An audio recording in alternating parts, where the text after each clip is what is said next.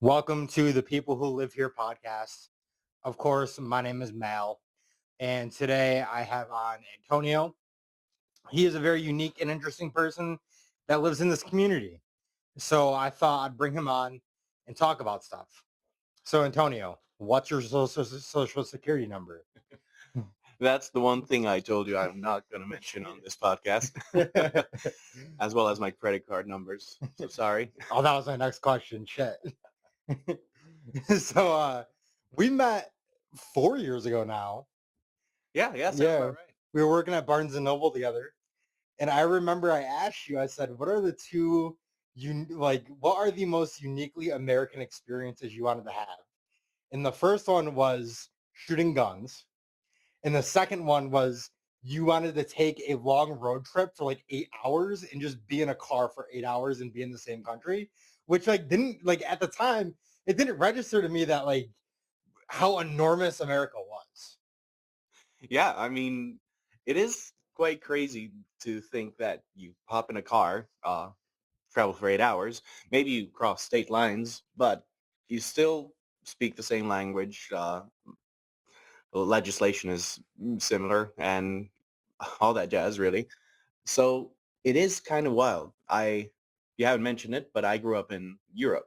So, I was just about to ask you that actually. Where'd you so grow up specifically? well, I grew up in Czech Republic since I was 8 years old and spent most of my life there, really. And uh, I'm grateful for it. I loved living in Czech Republic. I love going back there. I still have family there, so I travel there at least once a year. I try to. But that's the thing, hopping into a car uh, in Czech Republic and driving for 8 hours. I might be in France. I might be in Poland. I might be in Italy if I wanted to. So uh, kind of in my mind, it was quite the trip. But in the US, when you hop into a car for 8 hours, it's it feels almost like a standard road trip. Uh, I don't know. It feels different. Yeah, especially because Europe, the countries are so small. How far would you say, how long would you say it would take you to get from one end of the Czech Republic to the other end of the Czech Republic? Like how many hours in a car? So I actually lived at the very edge, uh, very far east, in a town called Rožnov pod Radhoštěm. It's a mouthful. Yeah, holy shit. I'm not pronouncing that. And the capital is kind of on the other side of the country. It's not all the way at the edge, but it would take 3 hours by car and another additional hour, maybe 5 hours tops if I went all the way from the most eastern part to the most western part. And then from south to north, it's even shorter. So 5 hours max, really, if I wanted to. See, getting 5 hours in a car from Binghamton down south will get you to Washington, D.C. Yeah, that's actually crazy to think about. And I've already made a trip to New York City a few times. And it seems like a day trip. I treat it like a day trip to New York City. But if I did the same amount of travel in Czech Republic, I'd actually make an effort to go at least for the weekend, Yeah. even though it's the same time spent in the car. And I feel like Binghamton's in the perfect spot too, because we're close to we're 3 hours from Buffalo. We're 3 hours from New York City. We're 5 hours from DC. We're 3 hours from Philadelphia. We're 4 hours away from Pittsburgh. We're in the perfect location. We're even 3 hours away from Connecticut. Yeah, that's actually quite crazy to me. And unfortunately, you said I've lived here for 4 years. I mentioned that a big road trip was one of my plans to do, typically American things to do. And I actually, in the past 4 years, I haven't done as much traveling as I wanted to. I mentioned the day trips to New York City, but I haven't gone anywhere else yet. But you're right. Binghamton is a very good strategic place to be if I do want to see a lot of different places through a short car ride in American terms. Yeah, I feel like Binghamton is. I like it here. I love Binghamton. I take a lot of pride in being from Binghamton. I'm a proud Binghamtonian. When I actually moved down to South, I lived in South Carolina for about 2 years, and while I was down there, it was kind of like a joke among everybody that lived, everybody that I knew that was "Oh, I'm from Binghamton." They would they would always make jokes like that because I always brought it up all the time. because I love this area, and every time I leave this area, I miss this area. Like I always felt like all the times that I was away from here, and I'm sure like you kind of feel like this with the Czech Republic too, but like whenever I'm away from here, I immediately regret ever leaving. I just like because this place just has like a stranglehold on my heart, and I take so much pride in being from here. I love it here, and I think that um this is also uniquely American too. Binghamton is a melting pot of people. It is, yeah, I've noticed. Definite. A lot of cuisine already. Yeah, there's a Polish bistro opening actually. Oh, it's opening. Yeah, it's opening. They're hiring waiters right now. So if you want to be a waiter at a Polish bistro, like now's your time. Well, I already sell Polish windows, so Yeah, do you? uh, yeah, well, when you mentioned that when you lived in South Carolina, and people kind of making fun of you, being like, I'm from Binghamton, I actually wonder, because in Czech Republic, or in general in Europe, nobody knows about Binghamton. That's just like a small town, not important. In Europe, it's New York City, Chicago, LA. Those are the big names. So nobody knows about Binghamton. But I wonder when you were in South Carolina, you said, North? Yeah, I lived in both North and South Carolina. When you mentioned you were from Binghamton, do Americans know like, oh yeah, yeah, I know Binghamton? Or Some of them, mostly because of like, so a lot of the older people know what Binghamton is, and the reason they do is because of the Twilight Zone. mm, I don't know how much you know about the Twilight Zone. I don't know if you ever watched the Twilight Zone before. I haven't seen it, but I've seen it in the local museums, Oh, referenced a lot. dude, you got to watch Twilight Zone. It's such a good show. Even like it's that show is like 70 years old. It started premiering in the 50s. Hmm. It still holds up today. And some of the messaging in that show is still relevant now. Like there's an episode where it talks about climate change. Oh, And this is back in the 50s. Like this is well before the whole like climate change movement even started. And it's still relevant today. Um, we'll have to sit down and watch some episodes of it because I watch that show like every year. I'll do like a run of that show. yeah, I'd be down, definitely. I mean, especially since I'm living in Binghamton and it's such a big part of it. It's almost a crime not not watching it ever. Yeah, and Rod Serling was from Binghamton. Well, he's from Syracuse, but he moved to Binghamton at a very young age, and he grew up over on the west side of Binghamton, and he references Binghamton a lot. There's an episode, the carousels here in Binghamton, right? Yeah, yeah, I do. So there's an episode where this guy goes like he's an executive in New York City and he's like, I just need to get away. So he starts driving north and he ends up in his childhood hometown. And he ends up time traveling to the past and like he sees his younger self and the carousels play a huge part in that. And that's something that's like very obviously like that's Binghamton. Hmm. Like the place that he's in is Binghamton. And it's very obvious.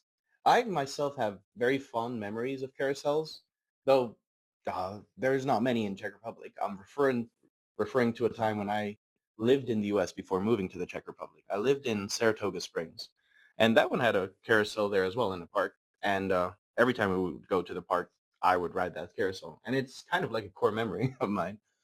Oh, you got to let's ride the carousels here. I I'll go did. with you. Yeah, I went.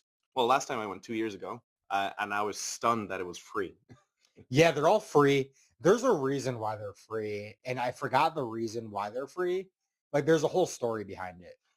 I read about it in one of the parks. The founder uh, guaranteed that the carousels will always be free, and in a world where nothing is free, a ride will cost a fistful of litter, something like that, which I thought was genius.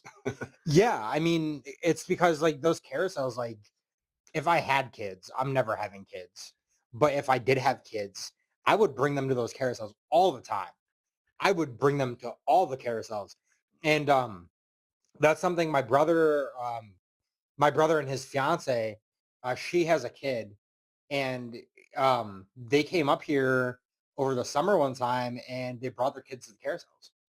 Yeah, you gotta. I mean, if you're coming to Binghamton, first of all, it's free, Mhm. which there's not a lot of things. That's one thing I've noticed compared to Czech Republic. I feel like every time I went out in the U.S., I had to spend money somehow.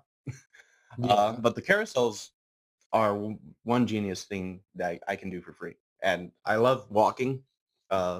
That I do miss about Czech Republic a lot.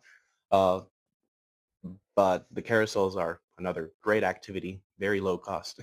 I was so the Czech Republic, because I always hear like people talk about like America being this melting pot, Mm, and that's like a point of pride for Americans. Is like we mm. live in this melting pot. Um, is it like that in the Czech Republic? I wouldn't say so. No, the Czech Republic is actually one of the more homogenous countries. Uh, there's a lot of barriers in place, and I wouldn't say they're on purpose, but one of them is definitely the language. It's one of the most difficult languages in the world.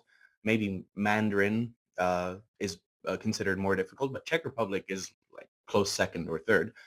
Czech, the Czech language specifically, and it's not worth learning because only 10 million people speak it and nobody else. Uh, Another reason is historical. There was a lot of ethnic cleansing in the past century, uh, and Czech Republic was in that territory. They're part of the USSR, right? Uh, Or been there yeah, closer. they were. But even before that, when the ethnic cleansing was quite violent, we were also uh, in that area where that all that happened. Are you talking about like the Holocaust? Holocaust, yes. I didn't realize the Czech Republic was subjected to that. Oh yeah, yeah. It, for example, had a big uh, Roma gypsy minority that has drastically gone down in numbers since then. And then there was a lot of tension between Germans and Czechs and other neighboring countries, but especially Germans and Czechs. And on the border, people lived wherever. Uh, they didn't really care if they were on one side or the other side of the border. They all knew German and they all knew a little bit of Czech. But after all the dramatic stuff happened, world wars, uh, they kind of moved or were moved into the country that they more identified with. So that's another reason why Czech Republic is very homogenous. It's not as much of a melting pot, especially in the country where I lived. When you go to the capital, it's a little more international, metropolitan, uh, but not anywhere else really. Yeah, did you stick out because you're part Puerto Rican, right? I am, yeah. My dad is Puerto Rican and my mom is Czech, so that's how I ended up in the Czech Republic. They have an interest. Your mom has a very interesting story. Your mom She has a does. very interesting story that I want to hear about. Yeah, well, she'd probably tell it best. But yeah, she ran away from the Czech Republic when it was communist, and which was a totalitarian regime. She definitely didn't want to live there during that time, so she ran away, and she was 19 at the time. She didn't even tell her parents, uh, because first of all, they would stop her, maybe even tell the police just so that she would get stopped. But yeah, she ran away on foot to Italy. Not all the way. She had traveled wherever she could. I'm not sure exactly where. I think Yugoslavia.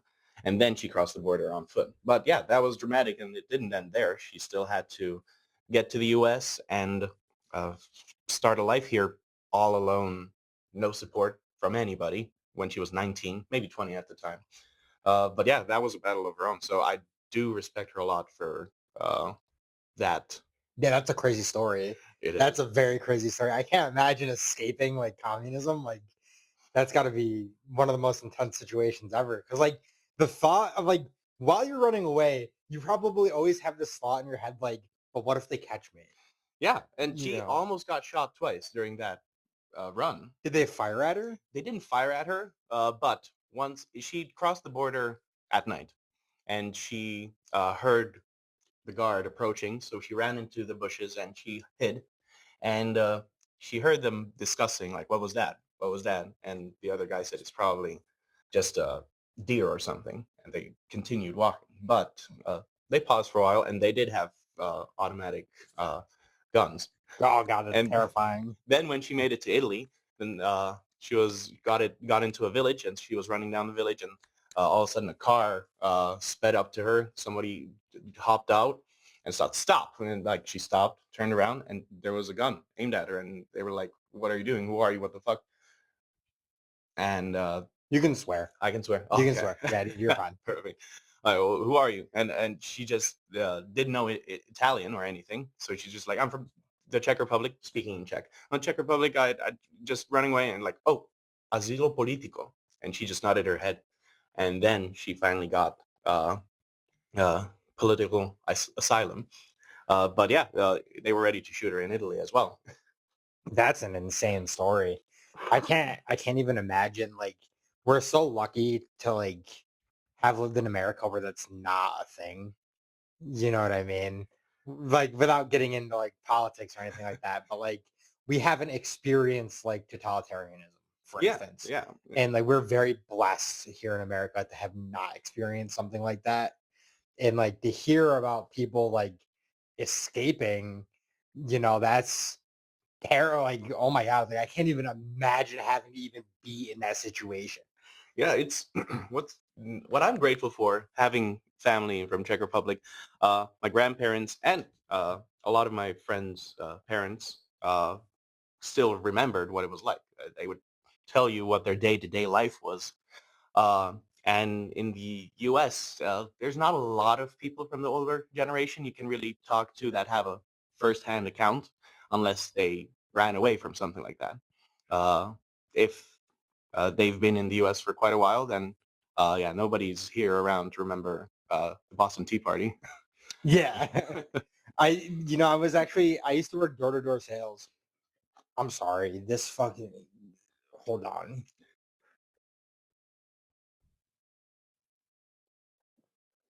Sorry, somebody was blowing up my phone. Um, I used to work door-to-door sales for this company. I knock on the door and like I love conversations. Like I'm a very conversational person. That's why I started this fucking podcast so I can have Mhm. conversations with people. And this guy answered and he had like a thick accent. So I asked him like, where are you from? And he's like, oh, I'm from this area. And I was like, oh, like were you there during communism? And he's like, yeah. He's like, and he got like excited for some reason. And I sat there and I talked to him like I I got away with so much shit at this company. I sat there and I talked to him for like 30 minutes. And we just talked about like what it was like to live in communism. And he didn't leave until communism fell. Mm. And it wasn't Russia. I forgot what country he was living in. But yeah, he ended up leaving when the USSR failed and you were able to leave the country. Mm. And he came here to Binghamton and I forgot what he does, but yeah, he told me all about like living under communism. And he was talking about like he was telling me about like what it was like to own property during communism. And I was just like, holy shit, like this is crazy. Like hearing it is different from like just reading about it. Yeah, yeah, definitely a first-hand account like that. I know that my grandparents, what they brought up the most was bananas. Really? Yeah, every time the store had bananas, it was maybe once a month, a huge line formed. And usually if you were last in line or like in the second half, you'd never get the bananas. They were so in such high demand, but the import of them was very limited. And so Yeah. bananas were a big deal. And they still are. They're the most sold, what, commodity in Walmart maybe? There's actually so like the Navy is like the people in the Navy are very superstitious. Hmm. Um, and one of the superstitions is that you don't bring bananas on boats Oh, because like it's like rumored that like if you put a banana on a boat, then like the boat's gonna sink. oh, So you don't bring bananas on boats. I did not know that. No. The so what brought you here to Binghamton? Well, the main reason was I wanted to move back to the U.S. I was born here, so I had the passport, and my parents have separated when I was 5, 4. So then I moved to the Czech Republic with my mom, but my dad stayed, and I would visit him every summer. And then you remember COVID? It's Yeah, yeah. You came like right at the tail end of COVID is when I yes, met you. Like we weren't wearing masks anymore. Yes, yes. Well, COVID is the main reason I moved because uh, due to the previous lockdowns, I haven't seen my dad for multiple years in a row, and I was used to coming for the summer every year for 2 3 months, and I decided there's nothing keeping me in the Czech Republic. I have the passport, and visiting a country for a short while is different than living there. I imagine it like extra tourism because you kind of discover the real stuff around, not just the tourist traps and the few fun things to do, but you actually live here. You embed yourself into the culture, become part of it, and it affects you. You affect it maybe a little bit. So I decided to move, and my dad was living in Binghamton at the time. I really didn't decide on Binghamton. It just happened. Yeah. uh, Before that, he lived in North Carolina, so could have ended up there if he hadn't moved. And now he moved out of Binghamton. So Do you know where he lived in North Carolina? I think it was the suburbs of Charlotte. Okay, because I lived in Gastonia, North Carolina for 3 months. Oh, Yeah. And don't have fond memories of that oh place. no. Nope. Yeah. I talked about it on like my last podcast episode. But so I won't like rehash it now. But yeah, Charlotte is like a beautiful city. I love Charlotte. It's cool. I had a layover there once. That took 20 hours. So I decided to just leave the airport and walk around. Mhm. Yeah, it is impressive. I've just walked aimlessly, so I've seen the pretty and the ugly parts too. Did I used to go there at the time. Um, I'm a sports guy. I've never said that on this podcast. I like sports. We have the UFC fights on right now as well. We're watching that while we're doing this podcast. Um, but I was really into basketball for a while. Oh, I used to love basketball. I don't know that about you actually. I don't watch it anymore. The 3 point game kind of killed it because like I used to like watching like the big men. Like Hmm. I liked watching like 7'2" DeAndre Jordan like dunk on people, and that's not really a thing anymore. But the at the time they were the Charlotte Bobcats, and they were fucking horrible. They were so bad. But tickets were like $8. So I used to skip school and spend the day in Charlotte, and I would go see Charlotte Bobcats games because I'm paying $8 a ticket, and like half the stadium is empty anyway because no one's showing up to the games. So you could just get like right next to courtside Oh for wow. like $8. Oh, I've never been into a lot of sports except for UFC. That's actually one of the things we bonded over, you and me. Yeah. I started coming over for fights. Um, but yeah, I actually slowly got into uh, baseball Love because baseball. my dad is into baseball, and He's a Mets fan too, right? yes, yes, Yeah, let's exactly. And fucking I go. that's how I remember that you're a Mets fan too. So when my dad's watching and he's happy, I know Matt. Uh, what's your name again? M- Cool. your name Mal, Matt, doesn't matter. now.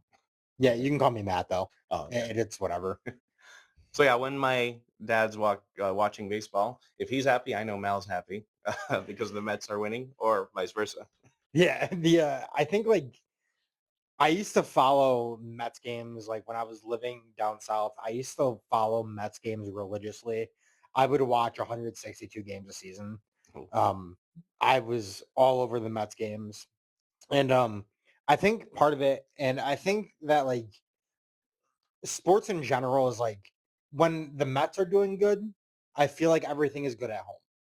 Mhm. Like it's like the Mets made it to the World Series in 2015. Mhm. I fucking called out of work. I didn't show up to work for like 3 days, and they were like, and I was at home watching the Mets games, like watching Right. the Mets World Series, and they were like calling me like, "Oh, where are you?" And I was like, "Oh, I'm sick. Like I'm just throwing up all over the place." Like, and I was just home watching the Mets games. They lost that World Series, unfortunately, but I got to see David Wright hit a home run in the World Series, and I'll take that. I'll take that any day. Now, see, all the names, when people start talking sports, they start dropping names of athletes, and I have no idea who they're talking about. The more you get into a sport, the more like you start finding out about like people that are in the game, like Shohei Ohtani, for instance, right? He's arguably, not even arguably, he's the best player in the MLB right now. He can pitch. He could throw a fucking 100-mile-an-hour fastball, and he's also batting fucking 275. Like, that's insane.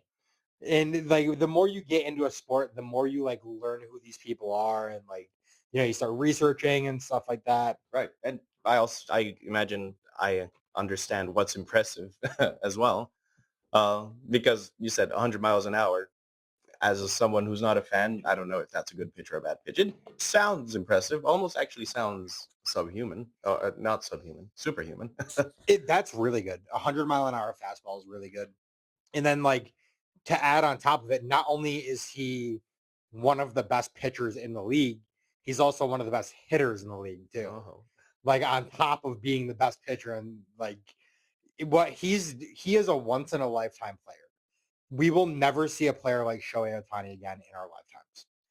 And like I'd recommend like I fucking hate the Dodgers, but go watch a game where Shohei Ohtani is pitching and just watch him pitch and watch him bat, because you'll never see that again for as long as we live. That's it. Like, for the next, like, I'll survive. I'm 29 now, so I'll probably die when I'm like 90. So in the next 60 years, I will never see a player like Shohei Ohtani. Well, maybe if he passes on those genetics. He did get married recently. Oh, well, maybe there's hope. Yeah, I don't know. I think with him being your coach, you might even reach higher heights. Yeah, I mean, having him as a dad is probably crazy. Well, those the throwing of the baseball in the backyard must be very different if he's your dad. Oh yeah, it's probably super serious. Like, it's like the same with like, imagine if Mike Tyson is your dad. Yeah. And like, every dad, I don't know if your dad had this conversation with you, but every dad has that conversation where they're like, you're 10 or 11 years old and they're like, I'm going to teach you how to throw a proper punch. Imagine Mike Tyson being your fucking teacher. You're not getting bullied. Yeah, you're not getting bullied at all. Like, yeah, so do you like it here in Binghamton? I do. I moved here, it was 5 years ago. A year after that, I met you. And then after 4 years of living here, my dad actually moved away. But I already had my own place, and I had a job. And so I stayed. And so right now, I do live here. I did have a 1-year hiatus, actually. I left to live in New Zealand for a while. So that was an adventure of its own as well. So how was New Zealand? Did you like it? Breathtaking, beautiful. Country-wise, countryside. The people are interesting, definitely lovely, but different. And it's difficult to describe, but yeah, I loved it. There's very little things I disliked about New Zealand. And a lot of people complain maybe that it's too far from everything, which was true. The flight back was How long was the flight? the longest flight I've ever had. Well, I'd say maybe 18 hours if I account for like Oh my being God. being at the airport early and then driving to Binghamton as well. But that maybe that all together took 24 hours actually. I had a flight to Japan. That was 17 hours, I think. Because you have to fly from here to California to Japan. Mm-hmm. So the flight from here to California is like 4 or 5 hours. Right. And then the flight to Japan is 14 hours. Yeah. And I was lucky. The last time I made that trip back, I was prescribed hydroxyzine for like anxiety. And I just ate like 5 of them. Oh. And which I don't recommend doing. Okay. Like, apparently you can overdose on hydroxyzine. Oh. Yeah, and I was just taking like handfuls of it. And and I would sleep through the entire flight. That happened to me once actually when I would visit my dad every year. Once I fell asleep on a flight, but I didn't even notice I fell asleep or that I woke up. It felt like there was nothing in between falling asleep and waking up, and the flight felt like 2-hour flight instead of the 8 hours it usually takes. And it was like time travel for me. I was coming back home from Japan on leave. And I was coming back to Binghamton, and I got to the airport, and like part of being in the military is like you show up early as fuck for everything. So I showed up like 4 hours early to this flight. And I was just like, you know what? They in Japan they have smoking Yeah. sections. Hmm. They have like these smoking rooms, Yeah. which like at the time I was I was a heavy cigarette smoker. I was smoking like 3 packs a day. And I go in there and like I was just smoking. I smoked like 5 cigarettes. And I was like, I don't know, I'm bored out of my mind. So I was like, I'm gonna get a drink. And I ended up almost blacking out. Oh Like, no. I was severely fucked up. And I get on this plane and I fall asleep immediately. Like the guy next to me is like scowling at me because I just smell like Cigarettes and booze. I just smell like cigarettes and alcohol. And I sit down next to him and I fall asleep and I wake up and we're on the runway and I was like, oh, we're like already home. And the flight attendant comes up to me and is like, hey, you fell asleep. The flight got delayed. Oh. So like, they just let me sleep on the fucking plane without telling me that the flight got delayed. No one woke me up. Like, And did you get a different plane, or you just took the same plane? You just waited. I just waited it out. I was like, like, Might as well. you know, because I had like a 6 hour layover to get to Binghamton. So I was like, I'm gonna make the, I was like, if we're delayed for 2 hours, I'll still make it. I'll still have 4 hours to fuck around in Detroit Airport, Mm-mm. before I come back to Binghamton. And there was another time where the flight home from San Diego, it was February, early February. And you know how February is around here. Oh, February is like cold as fuck. yeah, yeah. And I land in Wilkes-Barre from San Diego. And San Diego, it's like 85 degrees. Like it's 80 to 85 degrees year round. Well, you talking Fahrenheit, so I'm still getting used to that. Oh yeah, yeah. I don't know what it is in Celsius. But I got off the plane and I walk like I see my dad and I give my dad a hug and we walk outside in the cold, like immediately like my breath was just taken away. I couldn't breathe. I was like, holy shit. Like Yeah, that happened to me every time I would come back from Costa Rica, because Costa Rica is another place I would go to regularly. Uh, this time that was due to my stepdad living there. So we would go there again during February, and the temperatures are very similar in Czech Republic and New York State.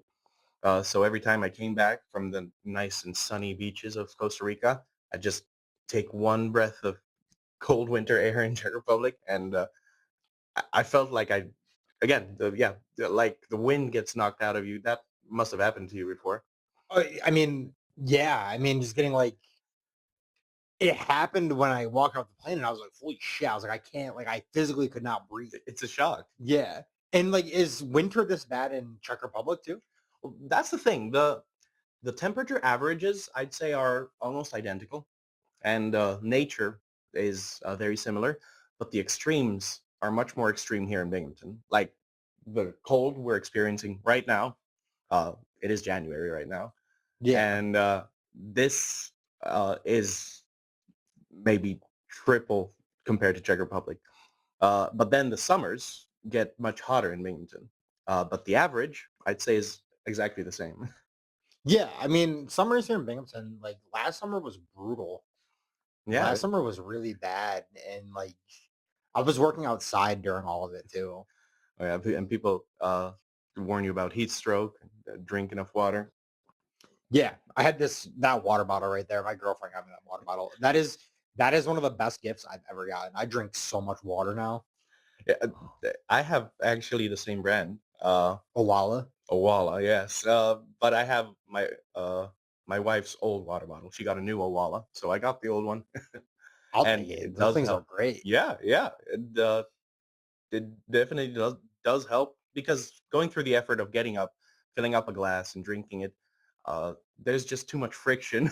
So I rather Yeah. dehydrate myself so I don't have to leave the couch. But if I have a full water bottle, it's just so convenient. And then I drink too much almost.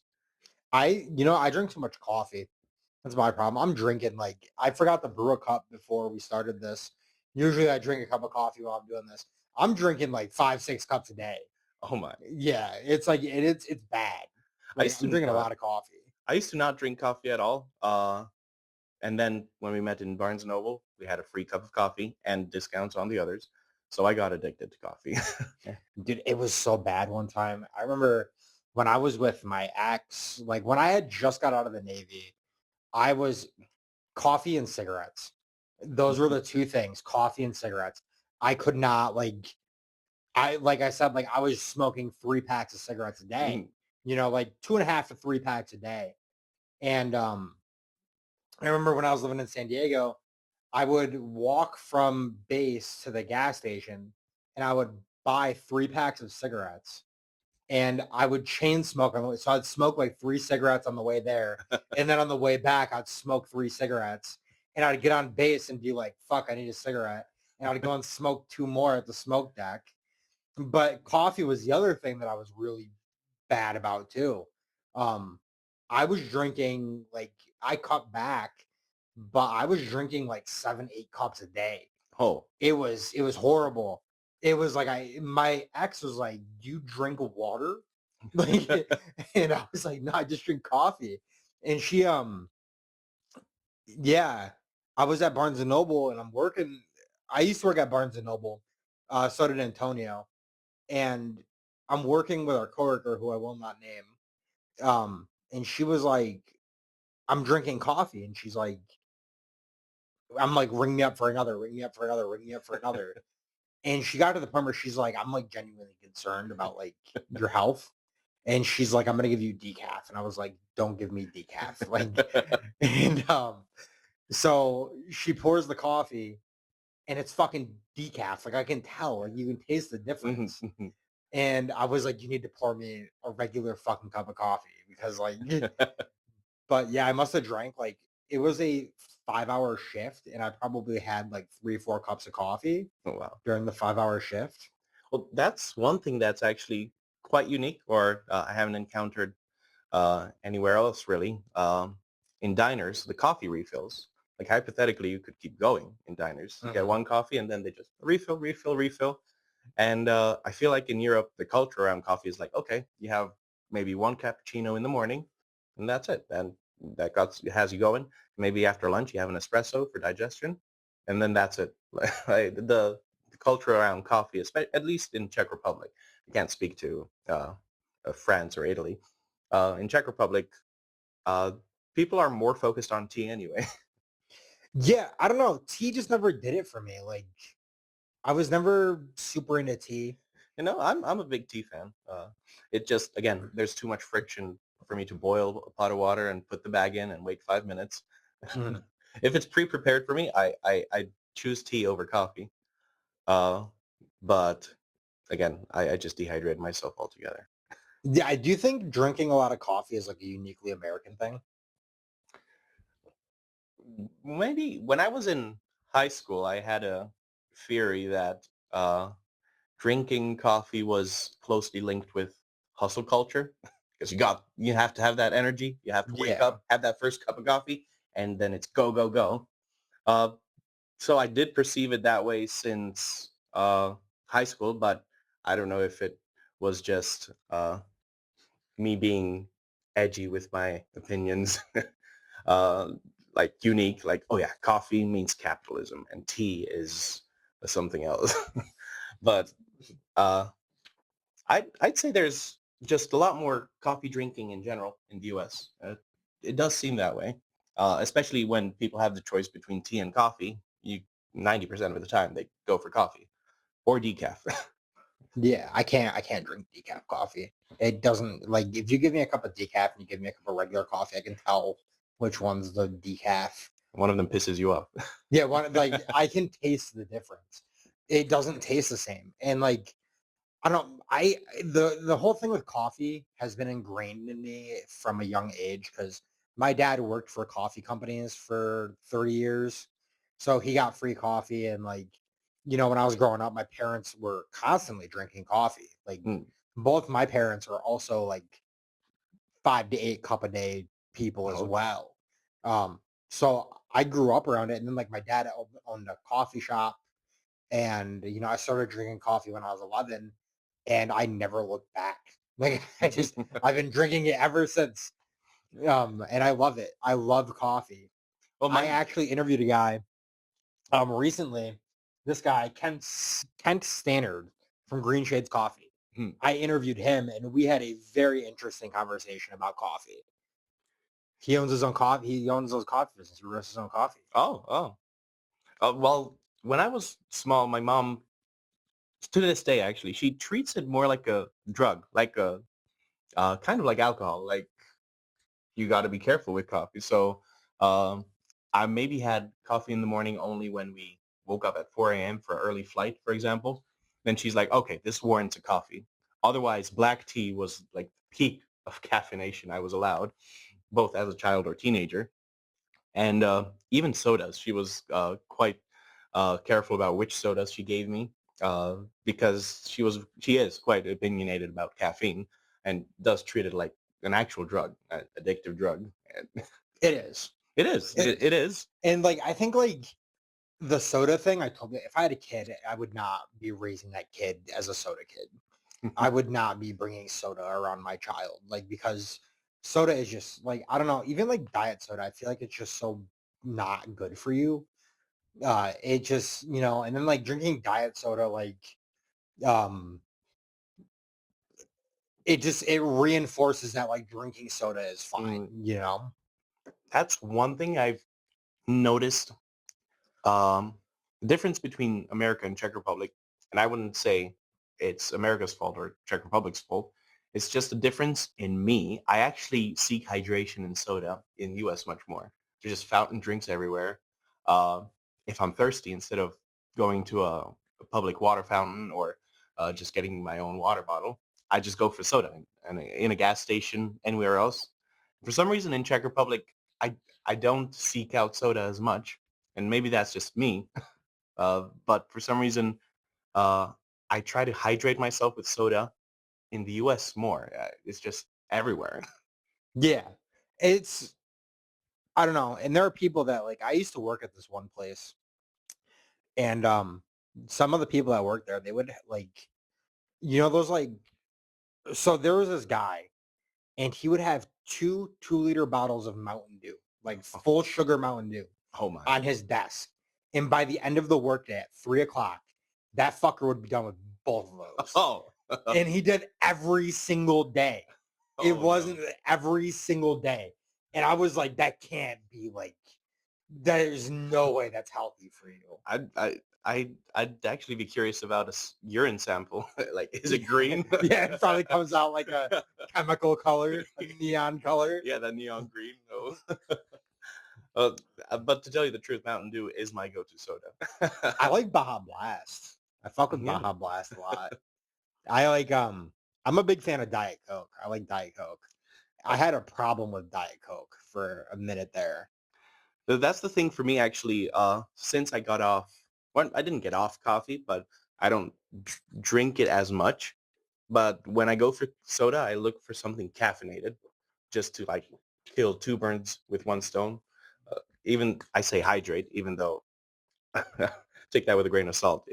I don't know how much you really hydrate with soda, even if it's Probably not at all. sugar free or something, uh, and the caffeine. And so tastes good, and you get some caffeine if you drink a 2-liter bottle of Mountain Dew. That's two energy drinks actually. Well, now that they list the caffeine content on bottles, Mountain Dew has like a half a liter bottle has the same amount as a Red Bull. I actually compared it, and it's very similar.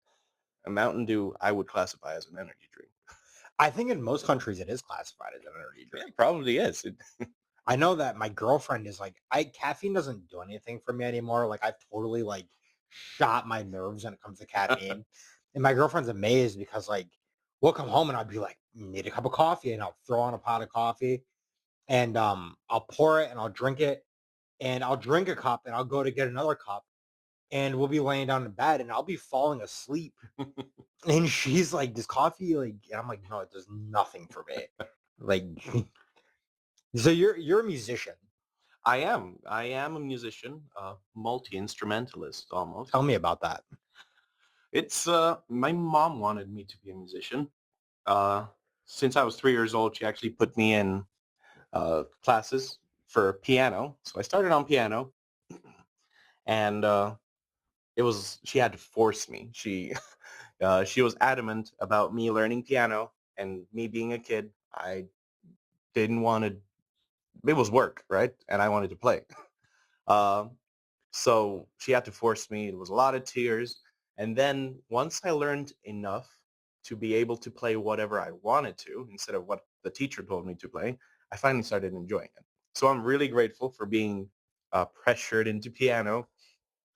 And my mom almost gave up, but then she didn't have to. But my teacher was upset because then I didn't practice the classical music I was supposed to, and I just played pop songs I heard on the radio, things I composed. And then I got a guitar because I thought that's what women like, and That's I a thought reason. I thought piano was gay. Now I don't, but I just thought like piano isn't as sexy as a guitar, and now I think the opposite. But I learned guitar, and then I learned violin. That was kind of an accident. My brother started playing violin, but he didn't enjoy it, and I actually fiddled on his violin more than he did. So my mom decided to take him out of his classes and put me in instead. So I learned violin. I learned the double bass because of a band I was playing in. And bassists, musicians know that bassists are difficult to find. So I decided to learn it instead of finding someone instead. And yeah, I've played around with other instruments. I played the accordion for a little bit just for the fun of it. That's interesting. Yeah. So yeah, plenty of musical instruments that I've tested, tasted, and I write my own music as well. I write songs, more like acoustic guitar singer songwriter kind of stuff. I feel like speaking of piano and like piano being sexy, I feel like you meet a girl and you crank out like a sexy, like not like sexy, but like a romantic Yeah, yeah. piano ballad. And that would just make a girl like melt on the spot, like I imagine. And like guitars for like the bad boys, you know. Yeah, yeah, the rock and rollers, electric guitar especially. That's what I thought was cool. But yeah, now we watch uh, Twilight uh, repeatedly with my wife. She Yeah, she loves just it loves. How religiously. long have you been 17? A while.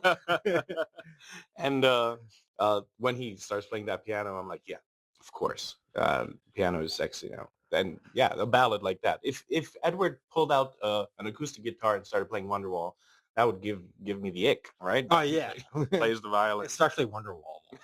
Yeah, especially Wonderwall. But yeah, piano is good, and you can sit next to her, and you can show her, touch her hands. So yeah, there's a lot of moves you can pull when you have I a piano. I just want to throw this out there. I was at Northern Thrift. Um, Shout out to Northern Thrift, by the way. Um, I was at Northern Thrift and I run into Antonio and his wife.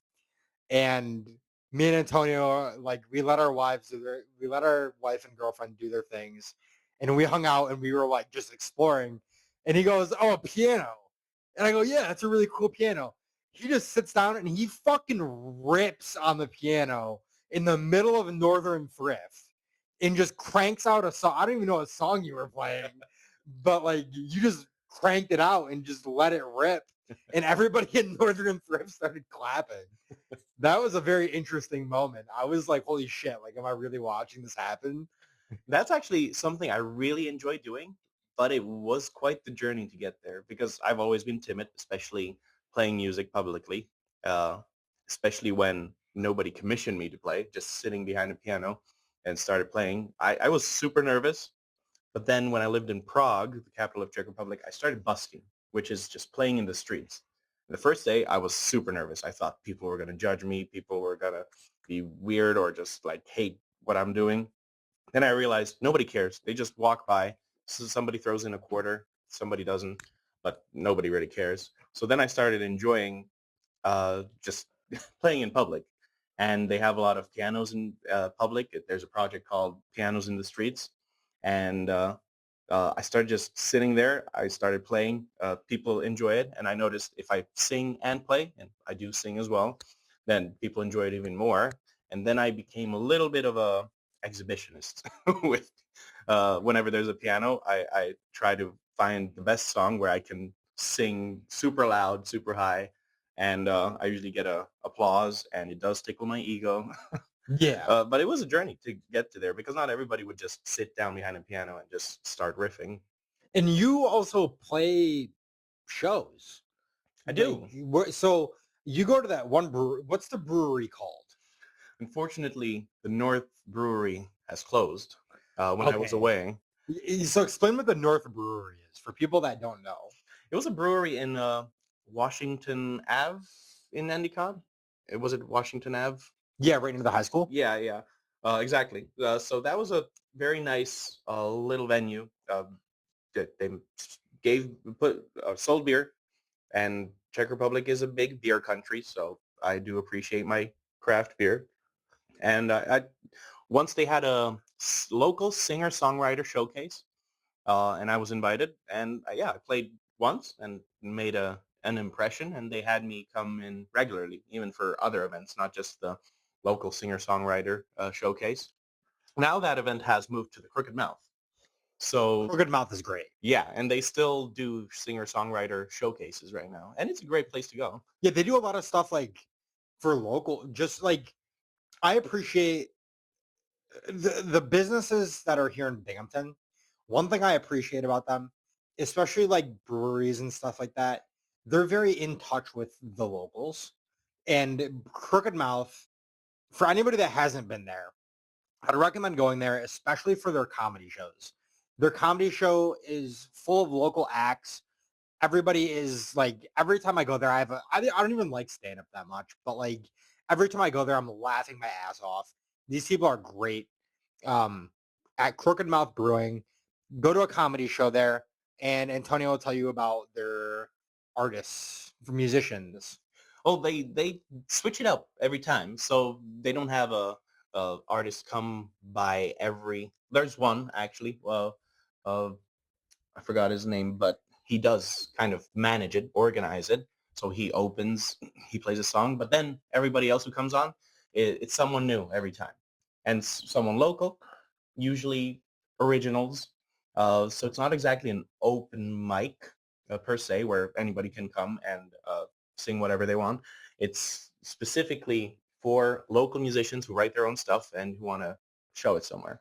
And that's something I do appreciate about the local businesses, as you mentioned, being culturally active, because that's one thing to be local and cater to the local community, but actively organizing cultural events goes a long way. That I feel like is very important, and I really enjoy when local businesses put in the effort.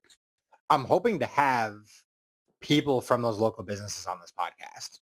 I'll tell you who it is after because I don't want to spoil anything, Mm. but I did have one local business reach out to me and they said they wanted to be on the podcast.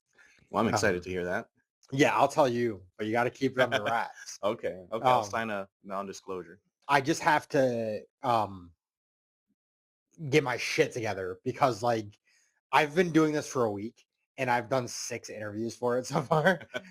So like I really need to like get my shit together. And school starts up on Monday. Mm. And then like, I got a new job. So it's like I'm just so busy and there are so many places that I want to interview. Like I would love to interview somebody from Crooked Mouth, like a representative from Crooked Mm-hmm. Mouth. Um, Especially talk about like the shows that they put on there. Because, I go every time I go to the Crooked Mouth for the comedy shows, packed house. It's a packed house. And they serve beef on whack, Oh, which is like oh my god, I love beef on whack. And they serve beef on whack. So if you go to Crooked Mouth Brewing Company, get the beef on whack because it's actually really good. and that used to be a McDonald's, right? I have The no building. clue. There's a big arch in there, like a neon arch in the building, and it feels like it's supposed to be like one of those humongous M's that aren't even a thing anymore. There's actually some local lore for you. There was a gay bar here in Binghamton called Merlin's, and it was a McDonald's. Oh, And they still, I love that they did this.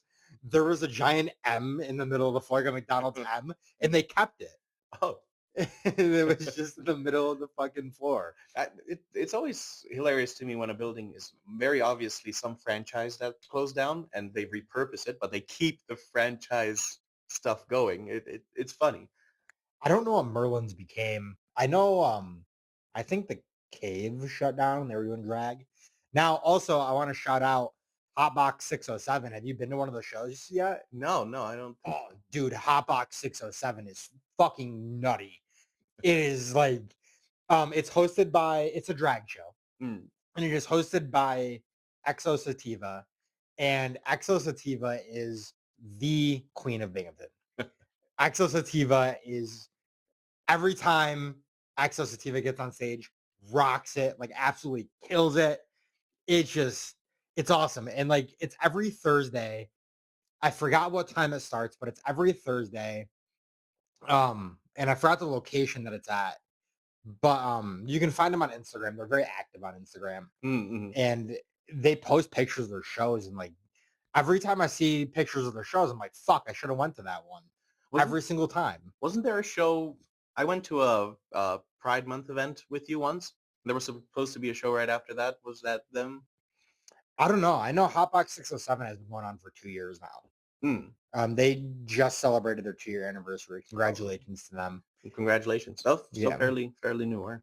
It's newer and like it's awesome. If you ever get the opportunity to go to one, go to it. Because it's a total blast. Like fucking me and my girlfriend went to one, and it was after Pride actually. Hmm. And we were there and we were just like, the energy there is crazy. Like everybody's dancing, everybody's having a good time, and like it's just, it's so much fun. And like it's so, when you go to Hotbox 607, it's so easy to get into what they're doing because like everybody's into it. Like Right. everybody's into it. The And vibes, the it's energy. awesome too because Exo Sativa has a mustache and goatee, Oh. and people have started going with like they'll draw on mustaches and goatees. Yeah, I've never been to a drag show. No, I don't. I've seen a little sample of drag shows at the Pride event we went to, but I've never been to a full-on drag show. So I actually don't even know what to expect. Like, is it a show that you watch, or is it a show where like everybody dances and just has a good time? What's what do you do there? Like, really? You dance, like there's dancing, people dance. People show up and they're all dressed up. Um, it is very much a celebration of the LGBT community in Binghamton. Mm-hmm.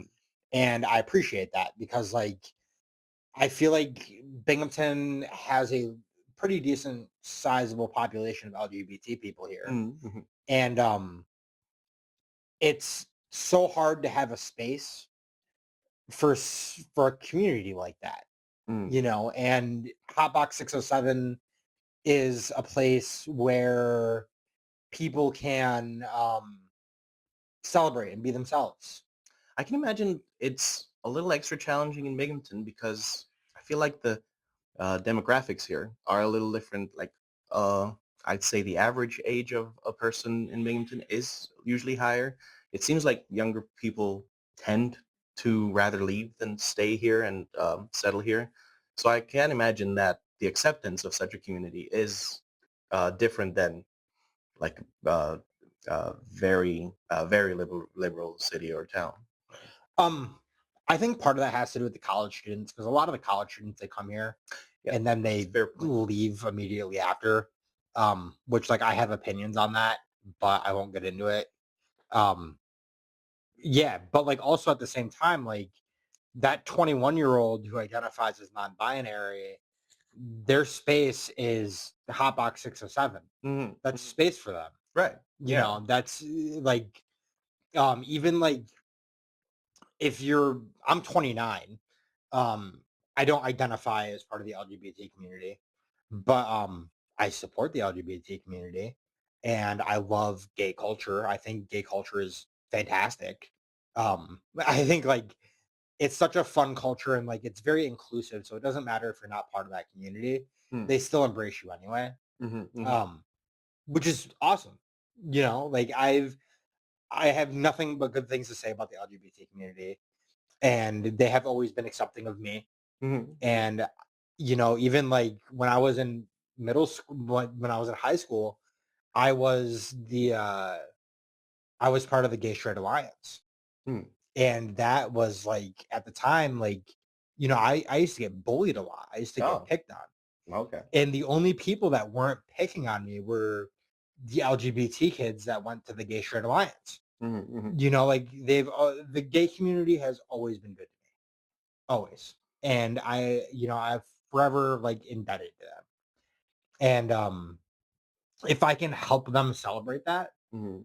I'm all for it. Like I want to help them celebrate. Right. Yeah, yeah. That make spaces that are very welcoming, very open. I can see how it is difficult to find such a space because actually I have family members who are members of said community. You could talk about that if you want. Yeah, actually I have a brother uh, who's transgender, and it is quite challenging just to find your own tribe. We moved to the U.S. together, and actually we didn't coordinate it together. We lived in the Czech Republic, and then he told me once, "Hey, I'm actually going to be moving in the summer." I'm like, "Oh, me too, actually. Where are you moving to?"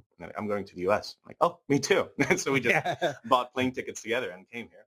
But being new to an area, it's challenging to begin with, just meeting new people. I met you, but there's not a lot of people that I regularly hang out with, and it took a while to actually kind of build a network. And I imagine it's extra difficult for my brother uh, because, again, you face judgment, uh, you face all sorts of other difficulties, and you're not really looking uh, for a place that just uh, makes it your whole identity. That is like, oh, we're LGBT and there's nothing else. No, that's something to be accepted about you, but there's so much more to a person. Mhm. And so my brother, he moved into the Catskills recently when my dad moved for work. So again, he relocated and he's starting from scratch again. And being LGBT just adds another layer of difficulty to, building that network. Yeah, and one thing too is that like Binghamton has resources for that. Like Mm. there are places and there are spaces for people in the LGBT community. Oh yeah. One thing I remember when I was in school in Binghamton was right down the street from Binghamton. There was the Identity Center, and Identity was a place for LGBT teens to hang out. Mm. And I just remember being younger and, we're talking like 2010, 2011, and a lot of spaces didn't exist at that time. Right. Like at that time, there wasn't a Hotbox 607. Hmm. Hmm. Um, there wasn't resources for LGBT teens and people in this area to feel safe and to have that environment where they could be accepted. Hmm. Um, I don't know. I'm sorry for raving about Hotbox 607, but I love what they're doing. I tried to get Exo Sativa on this podcast, and she said that there was a project happening possibly, and she can't accept my request, which is fine. Like no Hmm. hard feelings. But I wanted her on this podcast so bad. Oh man. But I would like to have a drag queen on this show. Right. I would love to. I also want to like I interviewed Jess Bennett. Jess is non-binary, Hmm. and they were my first guests. And I feel like I would like to have more people from the LGBTQ community on here to talk about that. I imagine there's so many misconceptions about that lifestyle anyway. And the only way to really uh, open it more to the general public is to talk about it, really, because Yeah. otherwise, just people are going to make their own conspiracy theories in their heads, and it's just going to alienate one party from the other more. And that's part of this podcast is uplifting those people in the community and give them a voice. Right. You And know, we're all Homo sapiens. yeah. That's the idea of it. Like I would love that Rennie. I'd love that Rennie on this podcast, Yeah. but I know he doesn't live here anymore. Does he was supposed to come tomorrow, but we're awaiting that big snowstorm, Oh so yeah, we delayed for the next weekend. yeah. He won't be able to make it home. Yeah, no, no, Yeah, no. And so yeah, he maybe next week he'll come by. But yeah, I imagine he has also a lot of unique insight to offer. All I can do is just what I see on my brother, but at the same time, I don't see into their brain. So yeah, if they were to come on here, you'd probably find out much more about what kind of struggles they could be facing, what helps, and yeah, how they perceive being perceived. yeah. And like um, and I'm proud of my city. I'm proud of Binghamton for being able to have spaces like that. Because a lot of places don't. Like I'll tell you, like Right. I lived in Gastonia, North Carolina. There ain't shit down there for anybody that's not like straight white. And I also lived in South Carolina too. There is nothing for like the gay community down there. There's nothing. There's no events. There's no safe space. There's nothing like that. And like also in terms of diversity, like diversity in South Carolina and in North Carolina, it's not like you don't get the same level of diversity that you get here. Hmm. Like you get so many interesting like people from here, and like we have a big immigrant population, Mm-hmm, hmm. and as in my eyes, they're just as much a Binghamtonian as I am. Right, right. Uh, yeah. Speaking of differences in the resources for these kinds of people, it's similar in the Czech Republic. I feel like there's Prague, the capital of Czech Republic, and then there's the country, and it's like night and day, really. When you're living in that country, it, just very low population, then it is even more homogenous. And Prague is very diverse. So I recently met uh, a lady who's Czech, but she's African American, and she travels there with her kids who are also African American. When they're in Prague, no problem, and they have fun. They love living there. But when they venture out, they hop on a train and go out into the country. Uh, they start hearing comments, and they speak Czech, so they understand every single one. But those comments can get ugly, and it's the same country, but it's like night and day again. In the country, people, uh, the city I lived in, there was one African American in that whole city, and everybody knew who it was because everybody said like, "Oh, there's a black guy living here," and that was like super new to everybody. But in Prague, like you won't know if somebody else uh, moves in that's African American because there's already a minority there. Not as big, but you're not surprised when you see them walking around Prague.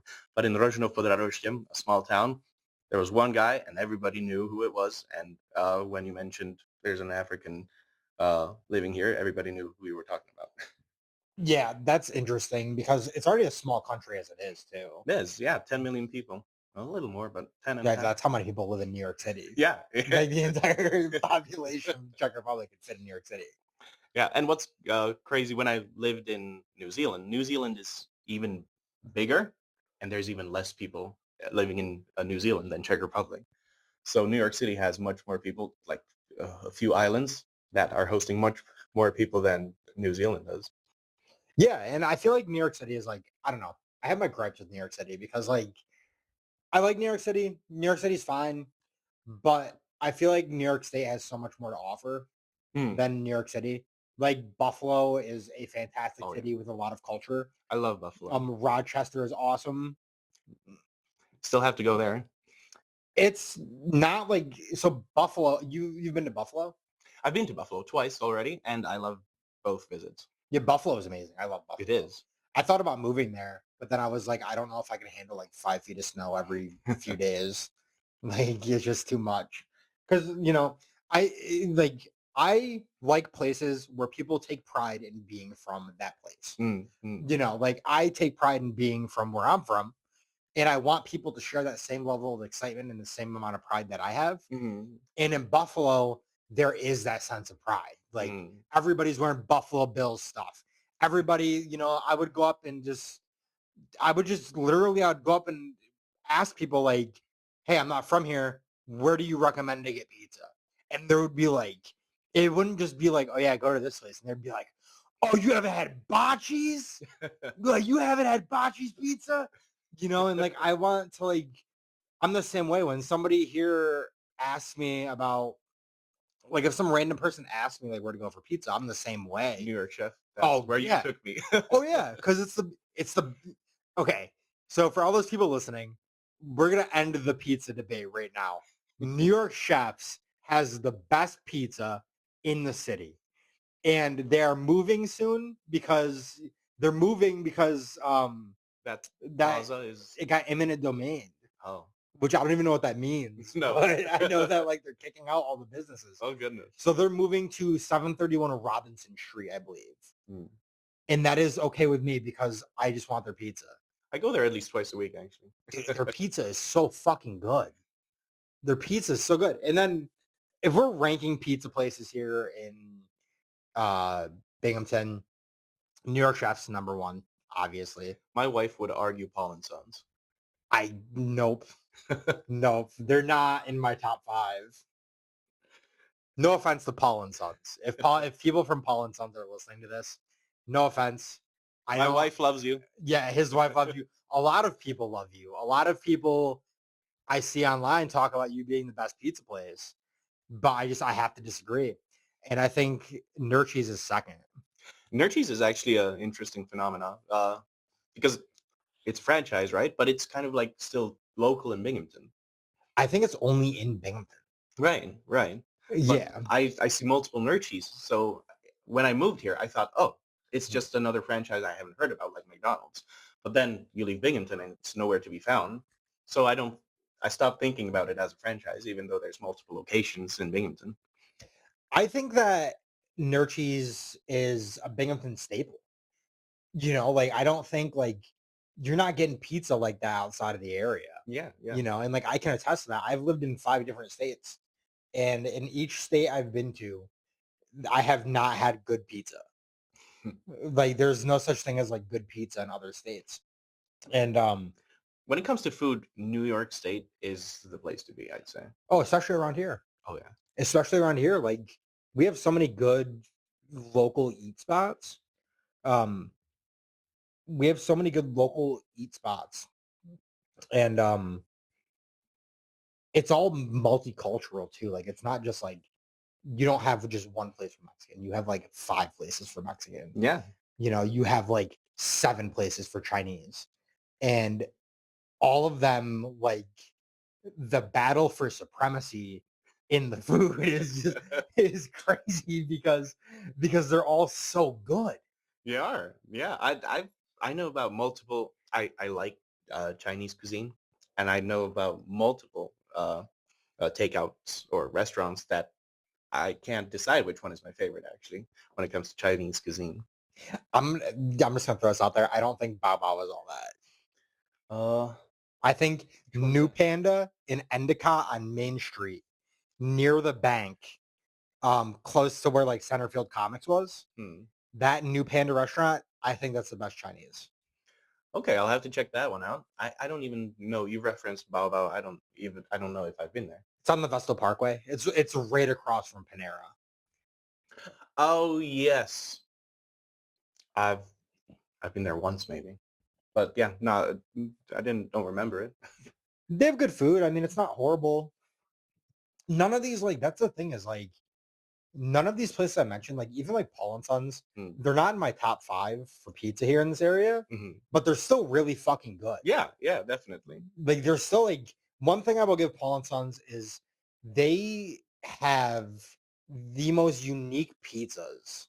Like they have the most unique pizza combinations. Oh yeah. And it's always something interesting every single time I go in there. We recently got their prosciutto, and it has pineapple chutney on it. Oh, And I thought that's weird, but it is delicious. pineapple on pizza is the best. I love Hawaiian pizza, but it's not pineapple; it's pineapple chutney with prosciutto. So it's not even Hawaiian pizza, and it just slaps on a whole different level. Did you get a whole pie of there or just Yeah, a few yeah, a whole slices? pie.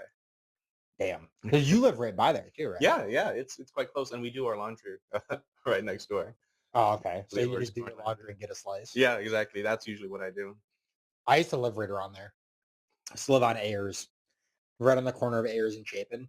It was like a 2-minute walk away from Kavanaugh's closed down. Yeah, I can't believe it. right. How? Dude, that was like, I'm glad I got a shirt from them. But I can't believe like Kavanaugh's was such like a West Side Binghamton staple, Yeah, you know? I can't imagine them closing down. I didn't understand. I thought, oh, they're closed today. When I came back from New Zealand, I I went there and oh, today they're closed. But then when I started coming back, and they looked more and more closed, and then they started to get boarded up. I'm like, oh, something's wrong. During the pandemic, I was living over on the West Side and in that house on Ayers and Chapin. And during the pandemic, you couldn't find toilet paper. And Kavanaugh's was the only place that had toilet paper. Kevin House to the rescue. Yeah, it was great. I used to back when I used to smoke weed, I used to uh get high, like I'd walk and like smoke weed on the way there. Hmm. And then I'd put out my joint and I'd pick out my snacks and I would smoke the rest of the joint on the way back to the apartment. And I remember one time I did that and I grabbed a bag of pretzels and I ate the whole bag because I was high. And I woke up the next morning and there were sores all over my mouth. And I was just like going to the bathroom like constantly. And I was like, what the fuck? So I went in the trash, I digged it out. It was a bag of ghost pepper fucking pretzels. And I was so high that the spice wasn't hitting me. Now the speaking of weed, dispensaries are another culture shock to me. Really, legal dispensaries. There's a lot of them now. Yeah, a lot of them popped out. I knew about one when I left, and when I came back from New Zealand, I saw 2, 3 other ones already. I know Sacred Bloom on the Vessel Parkway. And that's another one I haven't heard about yet. So I 5. mean, I don't smoke weed anymore, so like, but when I did smoke weed, I would go to Sacred Bloom, and I don't know, like the problem is that like weed used to be so cheap. Mhm. Like when I was buying it off the street, like I'd get a dime bag for $10, and it would be like a hefty like bag. And now like a gram of weed is like $20. It's so like when it became legal, it became expensive. And I was like, when it got legalized, I was like, fuck yeah, like weed's gonna be dirt cheap. And it's not. Yeah. And it's also so strong as well. Like sometimes you just really want that backyard mellow, like the one that your friend grew in the backyard that you Yeah. smoke a whole joint and you're okay. And now you go to the dispensary and one hit is all you need. I got the Mike Tyson, it was 420 3 years ago. And I bought the Mike Tyson like heavyweight knockout weed. And I go over to my friend's house and we were smoking. And he's like, do you want to play the Simpsons game on Wii? And I was like, sure, like, why not? You know, I'm high. So this man searched around for this video game for like an hour and he could not find it. And so he boots up the Wii and he's like, oh, I have it on digital. he, he searched for the game for like an hour. Yeah, but then you get used to that, and then the backyard stuff doesn't do anything to you. I remember my first time trying Delta 8. Oh, that's the you called it the diet weed for a while. Yeah, I thought that for a while. And then like, so the first time I tried it was I was actually at the shops of 607 or 607 shop or whatever it's called. Mm. It used to be in the mall. And I went there and I bought some Delta 8 and I smoked it and I got incredibly high. And yeah, that was wild. And but it wasn't like regular weed. It just made me like lazy. Like I sat on the couch and I just laid there Hmm. for like I didn't move a muscle for like 45 minutes. And then I went down to Georgia And at the time, I was really into weed. This is like 2, 3 years ago now. And I was really into weed, and I was like, I can't survive a week in Georgia without smoking weed. So we went to a smoke shop, and they sold Delta 8. Mhm. And I was like, the guy was like, yeah, what are you like looking for with like, and I was just like, whatever gets me fucked up. So he gives me this Delta 8, and I smoke it. I got so fucking high.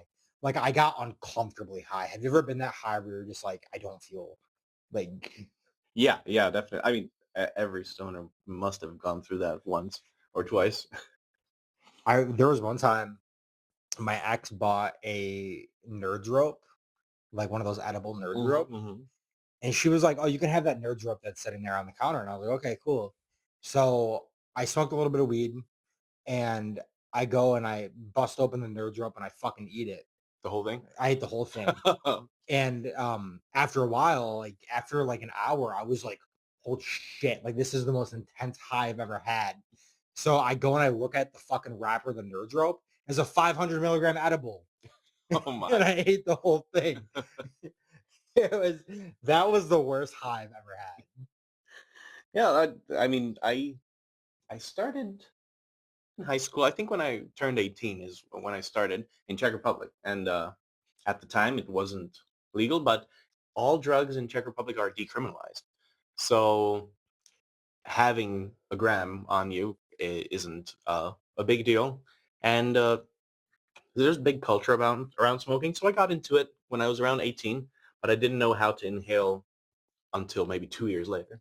So I thought, oh, I'm one of those people that it doesn't do anything to them. Weed's just nothing.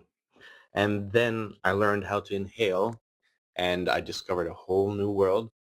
And since then, yeah, I do consider myself, I do prefer weed to alcohol. I actually limited alcohol a lot lately. Uh, so I barely drink now.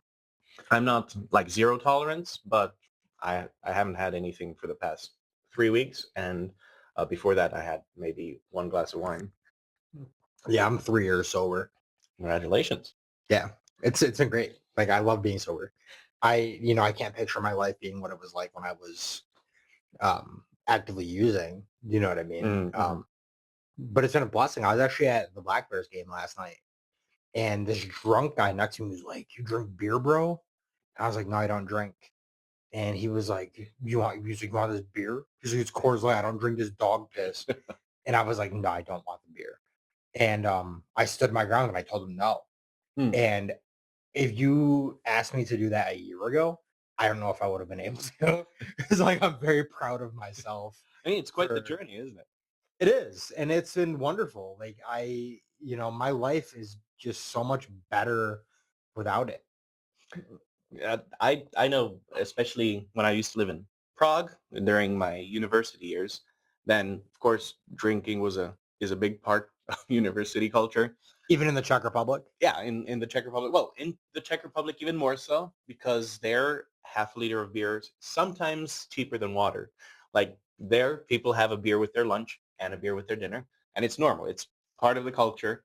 We have a long history of brewing beer. Even if you're at work, like you still get a beer Yeah, with if lunch. you're at work and you have a lunch break, you have a beer, but there's zero tolerance for driving. So if you're driving, you have nothing. That was what I do like about Czech Republic, the zero tolerance when it comes to driving.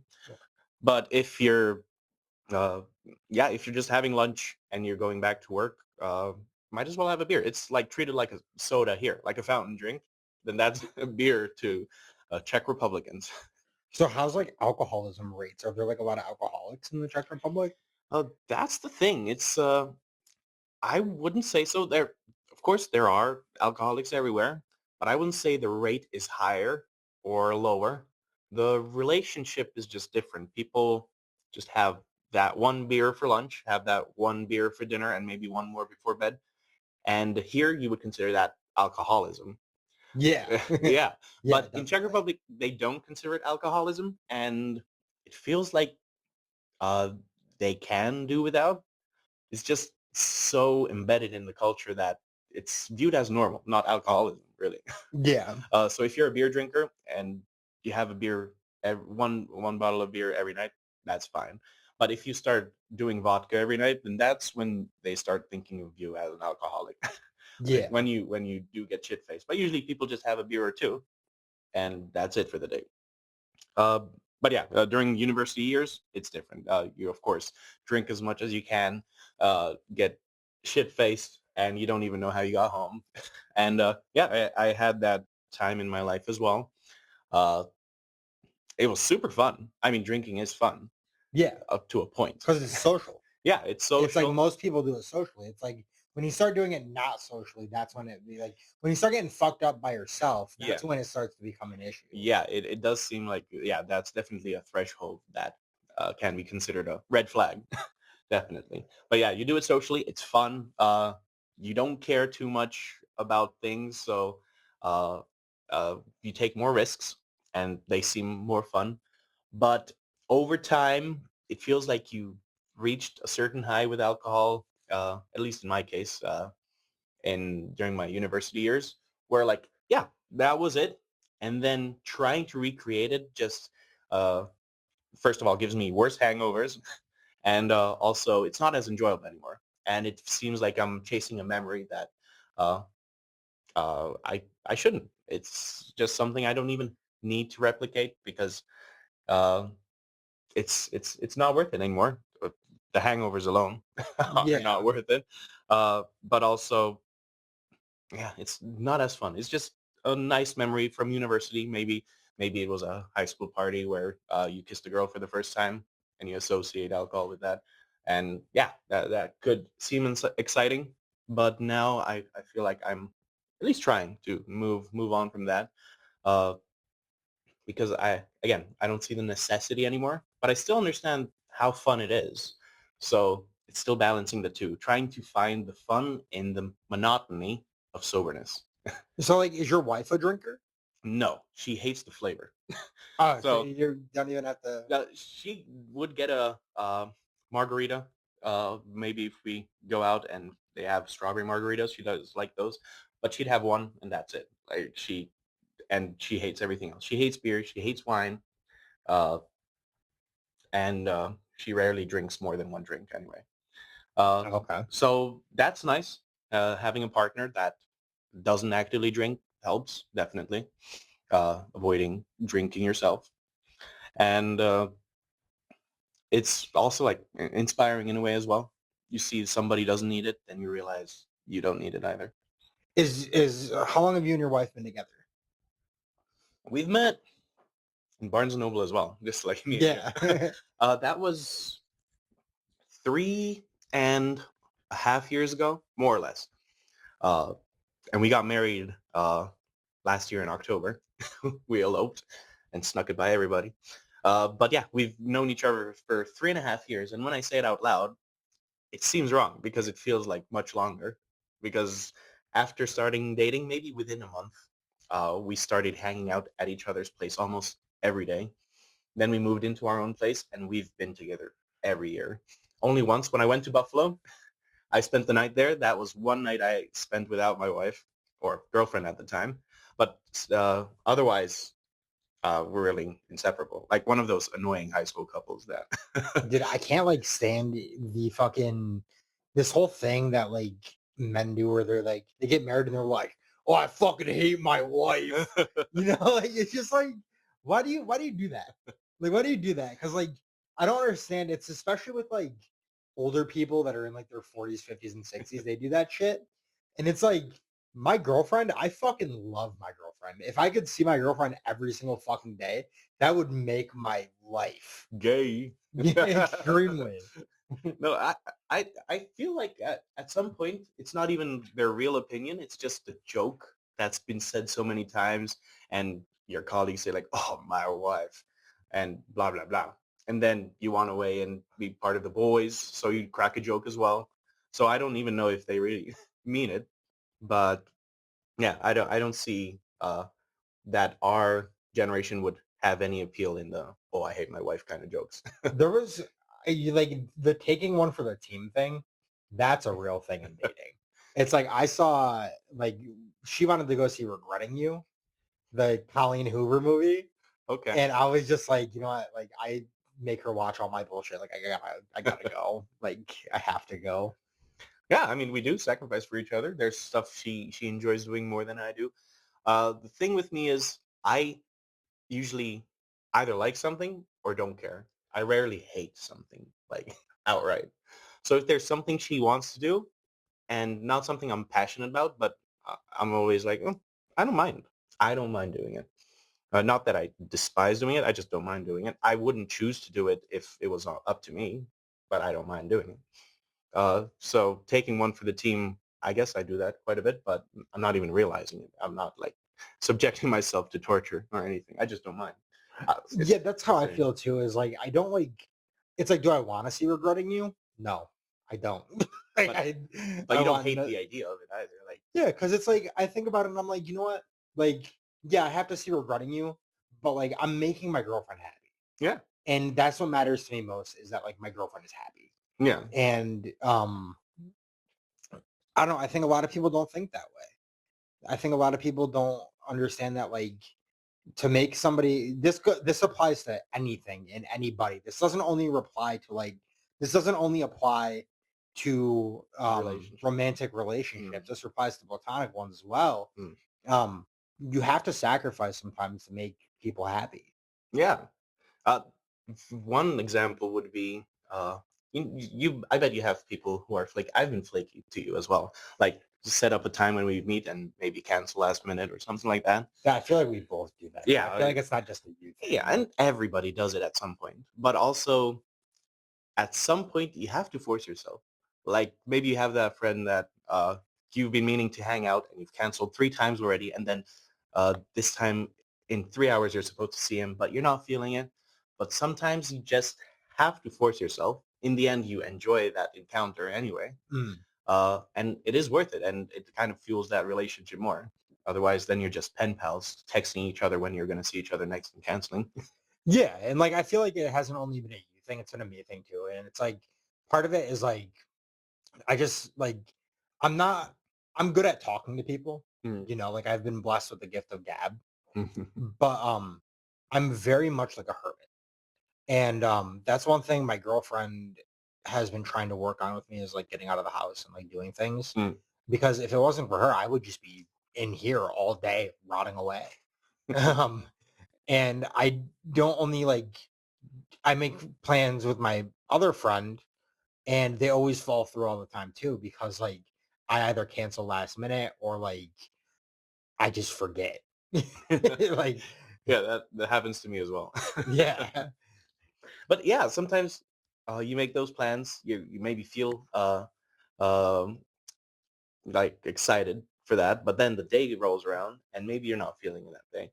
And I understand sometimes you do need that day off and you cancel, but there are other people who I've maybe not seen for 5 years, and the reason is neither of us would actually force ourselves. Like sometimes it is a chore to go out, meet up with that person and sit down, but either you end up enjoying it once you make it to that cafe and start talking to them, or you realize, oh, maybe it's not worth it. But as you said, just taking one for the team, this Yeah. kind of applies to that.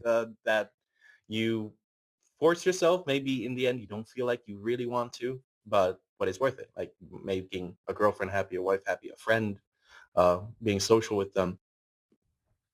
Yeah, it's the little things, and it's the things that we don't want to do that sometimes uh, are worth putting in the effort.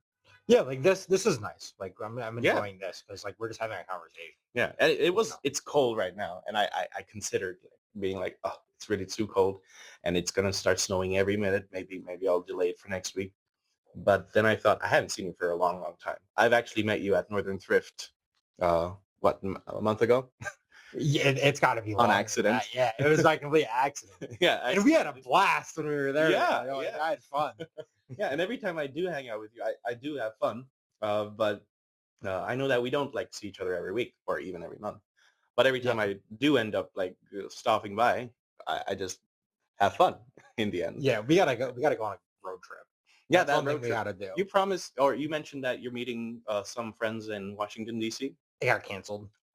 It got canceled because the so my friend is going there for his spring break from college, Mhm. but like the dates of my spring break and his spring break don't line Oh, up. right, right. Um, so uh I don't know. I don't know what I'm doing for spring break. I've had another Navy buddy be like, I will come up to New York from Florida.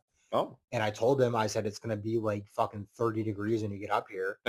And he doesn't even, he lives in Miami. He's like, I don't even own a pair of pants. And I was like,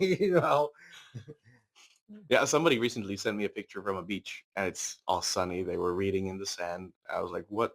That's really happening?" I thought it would at least be like a little rainy and like muggy, but no, it's no, beautiful down there. Florida has no rain floods. Hmm. Like it just floods without any rain. It just, which is wild to me. Like, I But feel like you shouldn't be living in a place that does that. I mean, there's people living here in Endicott, right by the river, that floods every 5 years, and they still live there. We haven't had a bad flood since 2011. Oh, that's That's the quite a last while. time we had a bad flood.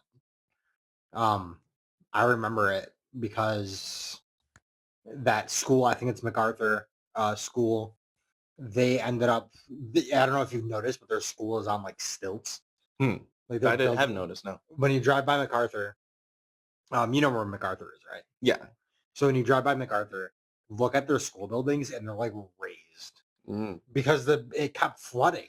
Like Oh, the school kept flooding. Every time we had a major flood, the school would get fucked up. oh my. Yeah. So interesting piece of Binghamton lore for you. What's nice about New York State, at least, I don't feel like there's a lot of looming acts of God that could happen any day. Like certain places of America, there's tornadoes. Other places, it's hurricanes at least every 5 years.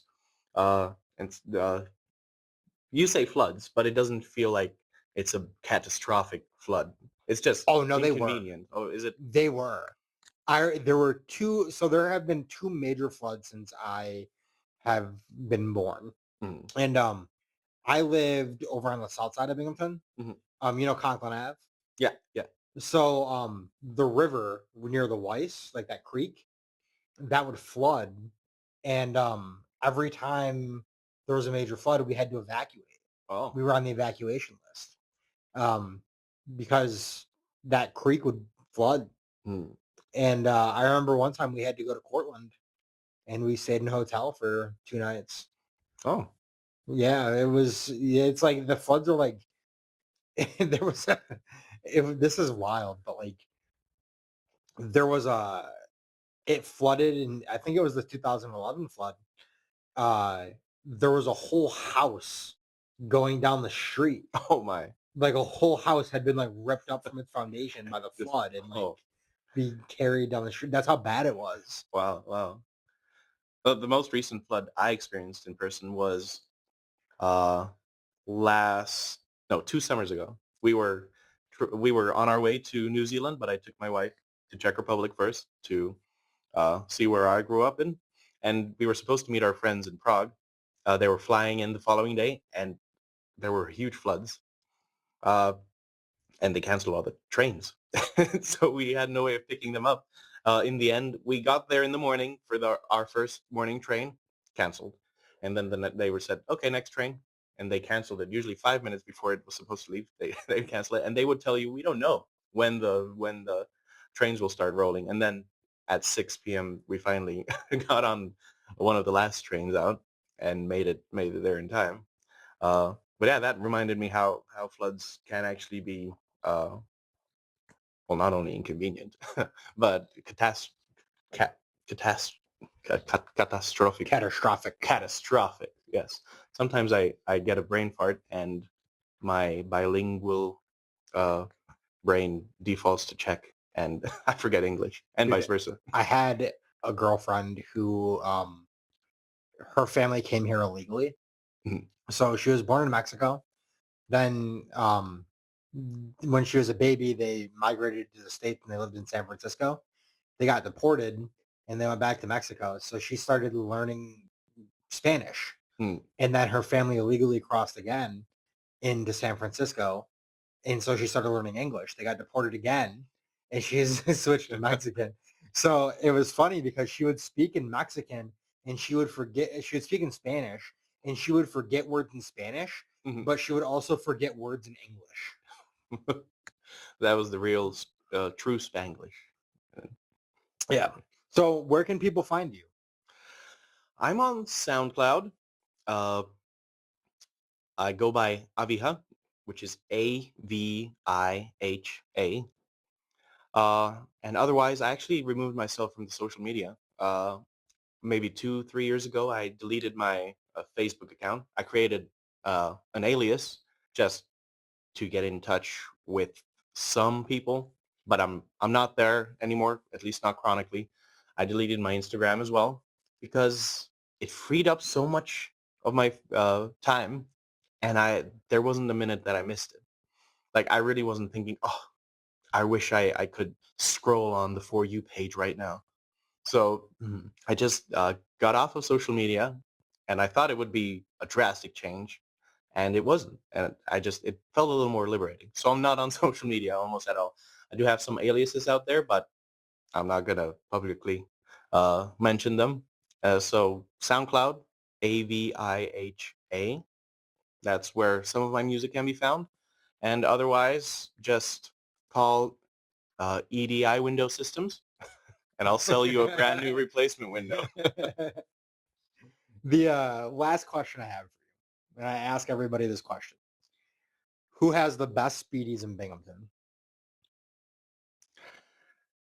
Honestly, I haven't had many speedies, but actually my favorite ones that I've had were Weiss. And what I mean by that is you buy the meat What? that's already Oh, dude. We got to get you to the Speedy and Rib Pit.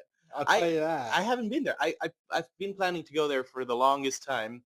But no, unfortunately, the only speedies that I've had that weren't homemade were actually on a pizza, and they were actually a New York chef pizza. Dude, we got to get you some fucking Speedies. Yeah, That's what we got. that's the first thing when I moved here. Everybody's like, "You gotta try speedies. You gotta try speedies." And then I had some, well, not homemade ones. They were grilled at home, but they were the Weiss speedies that I mentioned. And so that's why that was my answer, because I haven't had many other ones. Damn. We got to get you to Speedy and Rib Pit. But we will conclude the episode here.